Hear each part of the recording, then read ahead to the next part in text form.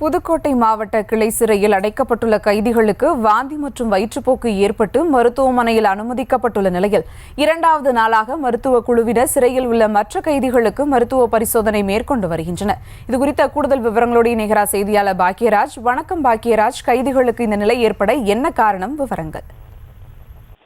புதுக்கோட்டை மாவட்ட கிளை சிறையில் 450க்கும் மேற்பட்ட விசாரணை கைதிகள் அடைக்கப்பட்டுள்ளனர்.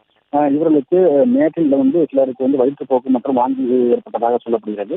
இதில் பாதிக்கப்பட்ட விசாரணை கைதிகள் 8 பேர் தற்போது புதுக்கோட்டை அரசு மருத்துவக் கல்லூரி மருத்துவமனையில் சிகிச்சைக்காக அனுமதிக்கப்பட்டிருக்கின்றனர்.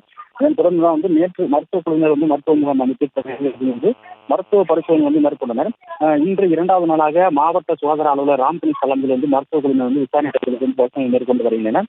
இது தொடர்பாக ஏற்கனவே உணவு காரணமாக ஏற்பட்ட ஒவ்வாமை ஏற்பட்டிருக்கலாம் என சொல்லப்படும் நிலையில் சிறைச்சாலையில் உள்ள குடிநீரிலும் எந்த பிரச்சனையும் இல்லை என சொல்லப்படுகிறது. தொடர்ந்து மருத்துவ குழுவினர் பரிசோதனை மேற்கொண்டு வரும் நிலையில் வைரஸ் காய்ச்சல் தான் இதற்கு காரணமாக இருக்கலாம் என சொல்லப்படுகிறது.